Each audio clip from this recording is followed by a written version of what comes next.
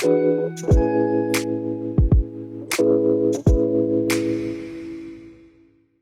a very warm welcome to Happy Hands Knitting Podcast. My name is Nadine and I'm originally from Montreal, Canada, but I am coming to you from northern New South Wales in Australia, otherwise known as the Byron Shire. So if you're familiar with Byron Bay, that's only about a 20-minute drive from where I live. I am a knitter, a crocheter, and a sewist. And today in this podcast, I'm going to be chatting about knitting, specifically a finished object, which is this cardigan that I'm wearing, and a new work in progress, which is a pullover. And I also was gifted a lovely skein of sock yarn, so I'm going to be chatting about that. And then I have the mother load, like the thrifty finds of my dreams. So something little from an op shop, and then something very big from Facebook Marketplace that I cannot wait to share about. I was pinching myself. I was so excited. Okay, so let's start with what I'm wearing. I actually think I had this dress on last week. This is a black linen dress that I got at the Byron flea market, which is held 4 times a year at Habitat. And yeah, I think it was $20. It's just a black linen dress. It's very similar. It's a sleeveless, very similar to a hinterland dress, but it's got a higher neckline. It's got actually a little keyhole at the back because of the higher neckline, but I'm wearing it with my newly finished cardigan, which is the Corran Cardigan, designed by Rebecca Clow, who is the Crayabea. And I just thought, I tried it on with a few different dresses, and I thought it really was nice with a high neck dress. And I'll just show you it buttoned up. Back up here. Yeah, I just think that it really suited this dress in particular. So even though I wore this dress last time, I thought I'm gonna wear it again.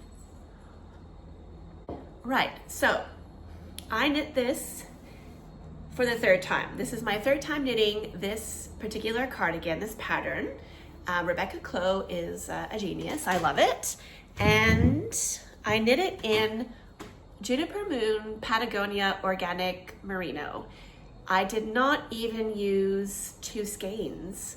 Yeah, it's not even the right, I think it's a smaller weight than what the pattern calls for. I knit the size 3, and I really like the way it fits, like I said, over this dress. Yeah, it's just the perfect in-between piece. So whether you're going into spring like us here in Australia and you want something a bit lighter with holes, or if you're like our Northern Hemisphere counterparts, you're going into fall or autumn, and then you want something a little bit warmer to wear, but not too warm. It's perfect. This is the V-neck version, as you can see by the V. I actually added 3 buttons instead of 4. I feel like the V kind of ends here actually, and I didn't want to have the buttons start up here because I just feel like I did that on my last one, and I thought it looked nicer with the lower buttons. So that's what I've done there. The sleeves, I actually did not do any decreases, and then I decreased quickly at the bottom. They look a little bit funny from where I blocked it. They're kind of poking out there because I stretched it out as it was drying, but yeah, I think the sleeves are a little short, so I do have yarn left over. I may go back and add more, but I put on some bracelets to show you that it is a good bracelet length. And like I said, it's a spring autumn kind of cardigan, so you don't really need it to be, keeping your hands or wrists warm. So it's really just perfect. What else? These coconut buttons I thrifted from the op shop. They are only $2. That was a really good find. I knitted this cardigan in English style, which is the style that I've been knitting in for, over 20 years. I did start knitting continental recently. However, for the life of me, I cannot figure out how to do the yarn overs I mean, I guess I could figure it out, but I tried a few times and I find it very awkward to do yarn overs with continental. So I ended up just knitting this in English style. I probably did the button band in, yeah, I did do the button band in continental. So yeah, it's really funny. I'm not a complete convert yet to continental, but I do love it for certain things. So that's number 3. I do love a knit and knit again pattern. You know, I love what I love, which leads me into my work in progress. So this is the 3rd Corran cardigan, like I said. This is the 2nd V-neck, and I do have 1 round neck. This is actually the 5th time that I've knit the pattern, the Felix by Savoury Knitting. And I've knit 3 of the cardigans, and this is the 2nd time I'm doing the pullover. And full disclosure, I am hacking the cardigan pattern to make into the pullover. So I don't actually have the pullover pattern because I just figured I could figure it out. So there's the really lovely increases, which are accomplished with yarn overs, which has, it's really hard to see. Hopefully you can tell there, but yeah, it's just a really pretty design, very simple raglan. And so this yarn is beautiful, beautiful wool from Ireland, I believe. It's called Stolen Stitches by Karen Feller, and it's Nua worsted. I'm just gonna double check that it is indeed from Ireland. Why did I think that? I don't see that here. I guess I looked online. I'm pretty sure it's from Ireland, and I bought it at the Yarn Bowl in Brisbane. It says $17 a skein here, but I know I got it on sale. I might have got it for half price. And this color is so pretty. Let's see if it has a color. Sea Veggies. This yarn is 60% merino wool, 20% yak. First time I'm using yak, and 20% linen. And let me tell you, it is delightful. It is so, so soft. And I love the little flecks of linen. I think you can see them there catching in the light. Yeah, next level soft, I guess, from the yak. I love it. It's so, so pretty. Now, like I said, these were on sale at the Yarn Bowl.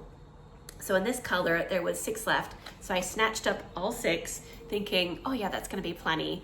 And then as I got home and started to look on Ravelry, I looked up the yarn, I looked at the projects, and it looks like most people were using about 8 skeins, but almost everyone was knitting the same pattern, this sweater, which was really pretty, but wasn't really my style. So I thought, what's a sweater that I know that does not use a lot of yardage? The Felix. It's, you know, cropped, and yeah, I've done it in different weights of yarn. It is, I think, technically an Aran pattern, but this is worsted.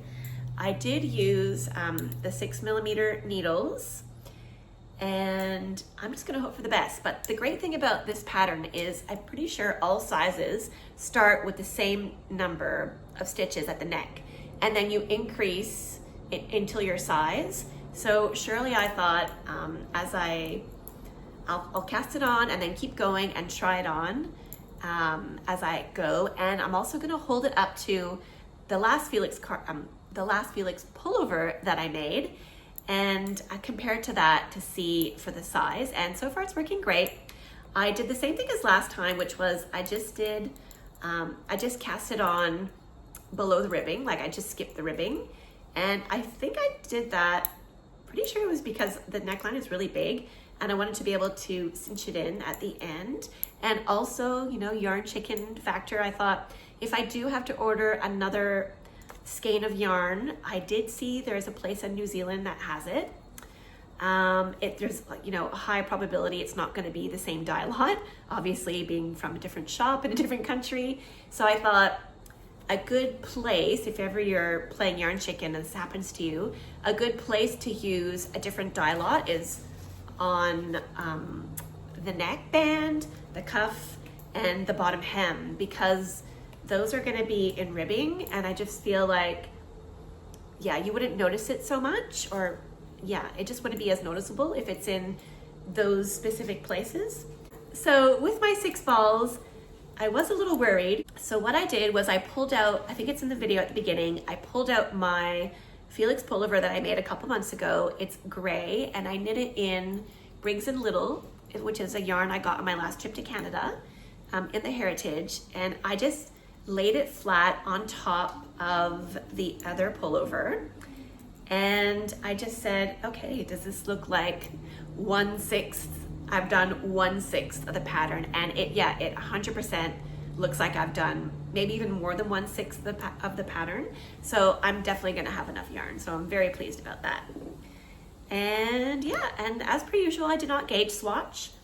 What I did do though is I measured my actual gauge, which I find more accurate anyways. So, you know, of course, if you're way off and you can't work out how to adjust your gauge to the pattern, then you have to be willing to undo, which I am. But like I said, this pattern, you just keep going until you're at, you know, your bust circumference. So I just took my little ruler, I think that's in the video at the beginning as well, and I measured my gauge, and it looks like I'm about 15, 16 stitches per 10 centimeters unblocked. And the pattern calls for 14. So mine is a little bit smaller, but that's okay. I measured it up to the one that I have, and it's looking really good. And I think I'm just gonna, like I said, measure it against the other one and just hope for the best, which is the way that I like to do things. Okay, so yeah, I'm really, really loving how this yarn is turning out. It's so beautiful. Okay, thank you so much to my lovely viewer, Kate from Victoria, who has been watching my videos and has seen my struggles with trying to find a non-nylon, non-superwash sock yarn. I'm just really trying to find a non-plastic yarn, and if you've been watching, you'll see that I have not had a lot of success with two sock brands that I've tried. And so Kate sent me a message saying that she has tried one of the sock yarns that I tried and had the same results, holes, but she has tried this yarn from New Zealand. The company is called, I've got it here, Wild Earth Yarns, and it is 80% Merino and 20% Lincoln. And she has tried this and she's had a lot of success. So Kate had said that she had bought a whole bunch of undyed, like I think maybe there was a minimum. So she said she'd be happy to send me one. So thank you so much, Kate. It came super quick in the mail. I'm very excited to try it. I do think that, I think I'm gonna dye it. I'm not sure. I think even just a plain undyed socks would be really nice, but of course, who doesn't love, you know, hand-dyed socks? So I'm on the fence. I may or may not dye it. I don't think dyeing it is going to affect how it wears, so that won't really matter too much. But yeah, I'm so excited to try this. Let me know in the comments if you've tried this yarn from Wild Earth Yarns. It's from, like I said, New Zealand. And yeah, instead of it's like 80-20, but it's 80 Merino, 20 Lincoln. So I guess that's just a different breed of sheep. And let me have a look. It doesn't even look that high twist. It does have a really nice halo. So I don't know, maybe the Lincoln yarn has a long staple or it's just really strong. We'll see how it goes. I will definitely keep you up to date. Okay, so I saw on Instagram, I can't remember where I saw it, as I was scrolling one day, this person was talking about, and it kind of reminded me of The Secret, if you've ever seen or read the book The Secret, where you think about things that you want and it can kind of manifest them. But so I don't think it was exactly specifically The Secret, but they were saying in the morning you say something wonderful is going to happen today. I don't know if it was wonderful. It could have been incredible or amazing. I'm not sure. But I thought, okay, I'll give that a try. Something wonderful is going to happen today. And you repeat it like 10 times. Or at bedtime the night before, you can say something wonderful is going to happen tomorrow. And yeah, so the other day I was dropping my daughter off. My dog is coming to lie down beside me. Hi, Bear. Right, so I dropped my daughter off at dance. She went in a bit late on Monday, and I thought, I think I'm gonna go to the op shop today. And I'm so glad I did, because I got this adorable breath. Let me see, is it hot?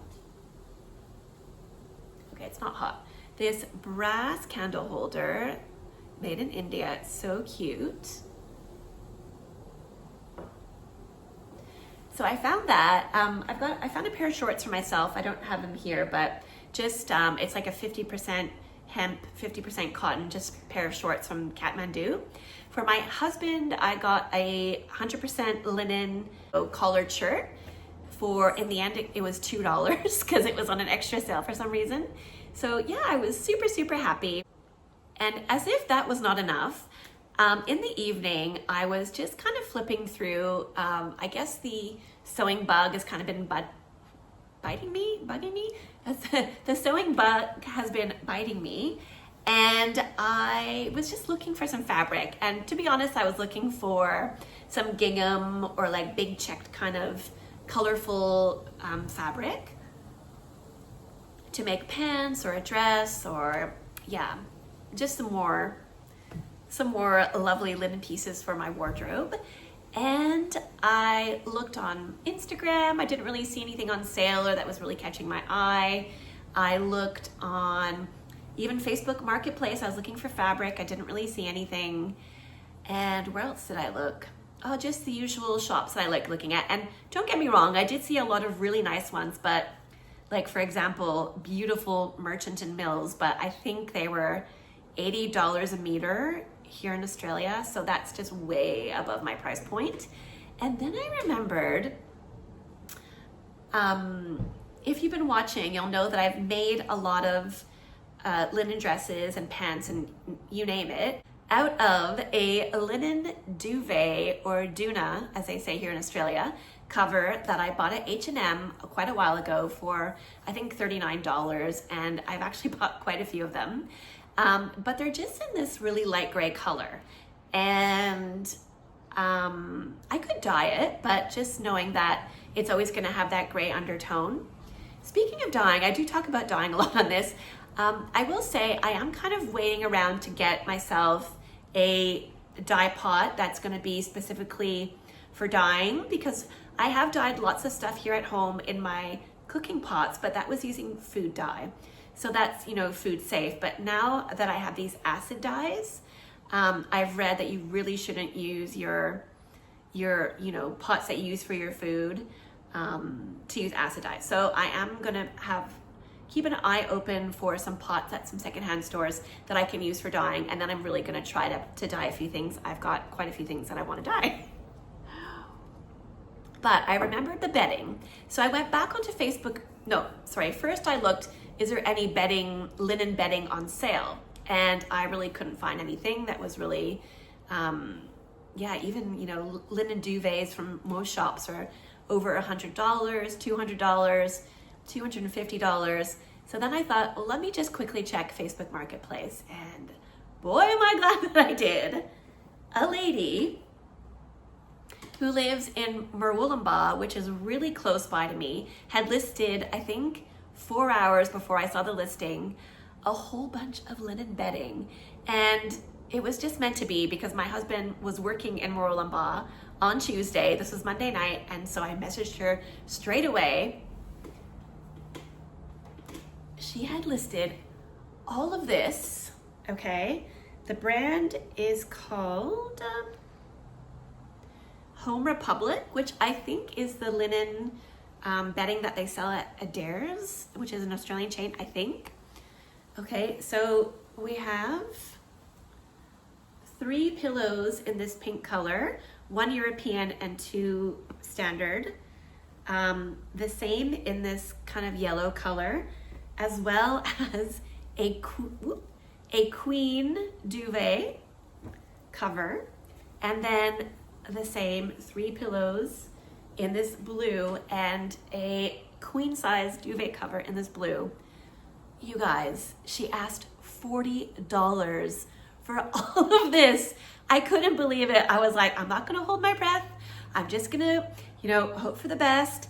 And because I have been burned before on Facebook Marketplace, where you think you've got something good and then they've sold it to somebody else, or, you know, it's a scam, or yeah, a lot of stuff has gone very wrong for me on Facebook Marketplace. But $40, I'm so excited. I'm not too sure what I feel like if I do take apart these pillowcases, I might be able to make a skirt out of them, or I'm just going to use them as pillowcases because we already have quite a few different tones of pink linen pillowcases in our bedroom, and that will match really nicely anyways. This European pillow, no, that's not it. Where is it?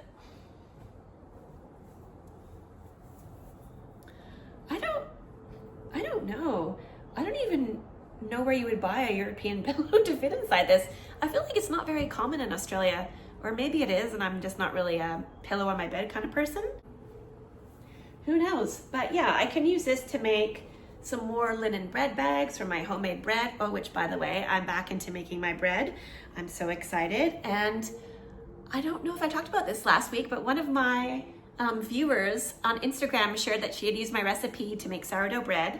So that was really cool and it turned out really good. I'll try to remember to put a card here where I link where I share my sourdough bread recipe.